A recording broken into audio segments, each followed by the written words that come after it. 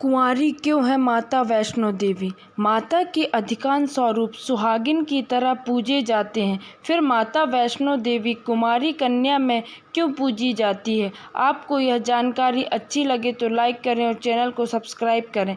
त्रेता युग की बात है। दक्षिण भारत के रामेश्वरम में समुद्र तट पर एक सुंदर सा गांव था। रत्नाकर पंडित यहीं रहते थे। रत्नाकर शिवजी और माँ आदि शक्ति के बड़े भक्त थे। गांव शहर में रत्नाकर का नाम तो बहुत था, पर कोई संतान न थी। रत्नाकर की पत्नी हमेशा माँ आदि शक्ति से संतान की गुहार लगाती रहती थी। उन्होंने लगातार कई वर्षों तक माँ की पूजन अर्चना की। कई सालों से संतानहीन रत्नाकर की पत्नी की प्रार्थना एक दिन माँ ने सुन ली। वह गर्भवती हुई तो एक रात रत्नाकर के सपने में एक बालिका ने आकर कहा, मैं तुम्हारे घर आ रही हूँ, पर एक शर्त पर। मैं जो कुछ करना चाहती हूँ रोकोगे नहीं। पुजारी और सिद्ध पंडित रत्नाकर को यह आभास हो गया कि माँ आदि शक्ति के सत रज और तम को दिखाने वाले तीन स्वरूप महासरस्वती, महालक्ष्मी और महादुर्गा ने मिलकर ही इस कन्या का रूप लिया है। नित्य समय पर इस दिव्य कन्या का जन्म हुआ। रत्नाकर को यह भी पता चल गया था कि यह कन्या माँ आदि शक्ति ने धर्म की रक्षा के लिए ही प्रकट की है। रत्नाकर उसी भाव से कन्या का लालन पालन करने लगे। तीनों महाशक्तियों के मिलन के उस स्वरूप को उन्होंने त्रिकुटा नाम दिया। त्रिकुटा का स्वभाव जन्म से ही अनूठा था। बचपन से ही वह पूजा पाठ और धार्मिक कार्यों को देखकर प्रसन्न होती। अभी 10वां साल शुरू भी नहीं हुआ था कि त्रिकुटा को यह पता चल गया था कि भगवान विष्णु ने भगवान श्री राम के रूप में धरती पर अवतार ले लिया है। त्रिकुटा ने यह व्रत ले लिया कि वह भगवान श्री राम से ही विवाह करेंगी, अन्यथा आजीवन अविवाहित रहेंगी। त्रिकुटा ने अपने पिता से कहा कि वह रामेश्वर के तट पर रहकर तपस्या करना चाहती है। शर्त के अनुसार रत्नाकर ने उसे नहीं रोका। 10 बरस की उम्र से ही त्रिकुटा समुद्र तट पर एक कुटी बनाकर रहने लगी। वह भगवान श्री राम को पति मानकर उनको पाने के लिए कठोर तप करने लगी। इसी तरह घोर तप करते त्रिकुटा को बहुत बरस बीत गए। सीता हरण के बाद भगवान श्री राम लक्ष्मण के साथ दल बल लेकर सीता की खोज करते हुए रामेश्वरम पहुंचे। श्री राम को पुल बांधने तक यहाँ ठहरना था। भगवान एक दिन विचरण कर रहे थे, तभी समुद्र तट पर एक तेजस्विनी ध्यान मग्न कन्या को देख बहुत चकित हुए। उस कन्या के ओज और आभा से वह स्थान अलग ही रोशनी से प्रकाशित हो रहा था। भगवान श्री राम कौतूहलवश उस कन्या के तपो स्थान तक पहुँचे। प्रभु ने उस कन्या से पूछा, तुम कौन हो देवी, और इतनी कम उम्र में इतना कठोर तप क्यों कर रही हो? ऐसी क्या अभिलाषा है जिसके लिए ऐसा घोर तप करने को विवश हो? कन्या ने भगवान को विनयपूर्वक प्रणाम करके अपना परिचय पंडित रत्नाकर की पुत्री त्रिकुटा के रूप में दिया। फिर अपनी प्रतिज्ञा बताई। त्रिकुटा जान गई थी कि उनके सामने साक्षात भगवान श्री राम ही खड़े हैं। इसीलिए उन्होंने निवेदन किया कि आप मुझे पत्नी के रूप में स्वीकार कर लें। इस पर भगवान श्री राम ने कहा, यह संभव नहीं है। मैं एक पत्नी के रहने के संकल्प से बंधा हूँ। अपनी पत्नी के अपहर्ता को दंड देने के लिए यहाँ तक सेना सहित आया हूँ। त्रिकुटा को यह सुनकर आघात पहुँचा। उन्होंने अपने कठोर तप का वास्ता दिया और भगवान से विवाह करने की पुनः याचना की। त्रिकुटा ने कहा, प्रभु, क्या मेरा यह तप व्यर्थ गया? मेरे तप में वह शक्ति नहीं कि आपको प्राप्त कर सकूं। मेरा तप अभी कम है तो मैं इसे और कठोर करूंगी और तब तक जारी रखूंगी जब तक मेरी अभिलाषा पूरी नहीं हो जाती। भगवान ने कहा, जब मैं सीता का पता लगाकर लौटूंगा तब तुम्हारे पास आऊँगा। यदि तुम मुझे पहचान लोगी तो मैं तुम्हारी इस बात पर सही निर्णय करूँगा।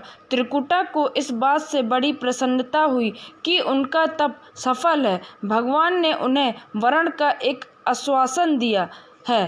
तब उन्हें अपने स्वामी की परीक्षा में उत्तीर्ण होना है। इस प्रसन्नता के भाव से भरकर त्रिकुटा का उत्साह और बढ़ गया। उन्होंने और कठिन तप करना आरंभ किया। उनके तप का प्रभाव ऐसा था कि उनकी कुटी के आसपास का पूरा क्षेत्र एक अलग प्रकाश से प्रकाशित होता था। भगवान श्री राम ने रावण के साथ युद्ध कर उसे हराया। विभीषण को लंका का राजा बनाकर अपनी पत्नी, भाई और समस्त सेना के साथ वह अपने नगर को लौटने लगे। प्रभु लंका विजय के बाद पुष्पक विमान पर सवार होकर लौट रहे थे। उन्हें त्रिकुटा को दिया अपना वचन भी पूरा करना था। रामेश्वरम के तट पर पहुंचते ही भगवान ने विमान रुकवा दिया। सभी कौतूहल में पड़ गए तो प्रभु ने उन्हें कुछ पल की प्रतीक्षा करने को कहा। उसके बाद वह अकेले ही चल पड़े। सारी सेना भगवान की आज्ञा के अनुसार वहीं ठहरकर उनकी प्रतीक्षा करने लगी। श्री राम ने एक अत्यंत बूढ़े ब्राह्मण का वेश बनाकर और देवी त्रिकुटा के पास पहुँचे। प्रभु उनके पास कुछ पल रुके पर त्रिकुटा उन्हें पहचान ही ना सकी। भगवान ने उन्हें अवसर दिया पर उनकी लीला को देवी त्रिकुटा भांप न पाई। तब भगवान श्री राम अपने असली रूप में आ गए। उन्होंने त्रिकुटा से कहा, देवी, मैं आपको दिए वचन के अनुसार आपके पास आया था, परंतु आप इस परीक्षा में सफल न हो पाई। वैसे भी इस जन्म में सीता से विवाह कर मैंने एक पत्नी व्रत का प्रणय लिया है, इसीलिए तुम्हारे साथ विवाह तो असंभव ही था। देवी त्रिकुटा कुछ निराश हो गई। भगवान ने उनकी मनोस्थिति समझ ली और मधुर वचन में बोले। भगवान ने कहा, आपको निराश होने की आवश्यकता नहीं, आपका संकल्प पक्का है, इसीलिए मैं इसे खाली नहीं जाने दूंगा। इस युग में मैं व्रतधारी होने के कारण विवश हूँ। कलयुग में मैं जब कल्कि के रूप में अवतार लूँगा तब मैं तुम्हें अपनी पत्नी के रूप में अवश्य स्वीकार करूँगा।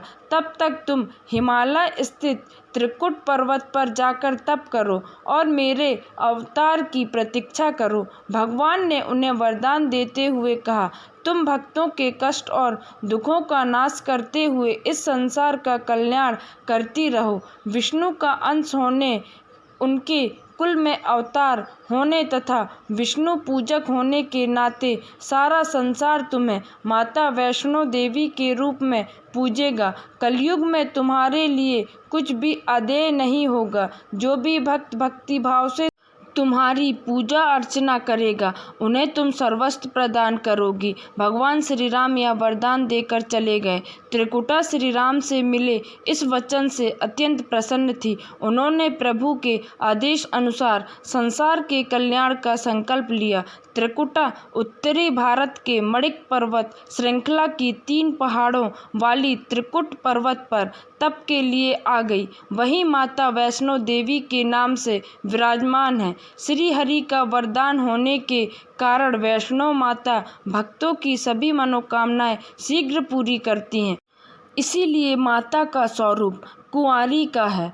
वह कल्कि अवतार की प्रतीक्षा कर रही हैं। उस अवतार के बाद भगवान उन्हें स्वीकारेंगे और संभव है माता वैष्णो देवी को किसी अन्य धाम पर भी स्थान दें और उन्हें कुछ अन्य दायित्व भी दें। यह कथा लोक श्रुति पर आधारित है और दक्षिण भारत की बहुत प्रसिद्ध लोक श्रुति है। माता वैष्णो देवी के श्रद्धा पूर्वक भक्ति के साथ आने वाले भक्तों की मनोकामना अवश्य पूर्ण होती है। माता के मंदिर में ही ऊपर भैरवनाथ की गुफा है। यह भैरवनाथ शिव स्वरूप भगवान भैरव नहीं बल्कि एक अघोरी साधु भैरवनाथ है।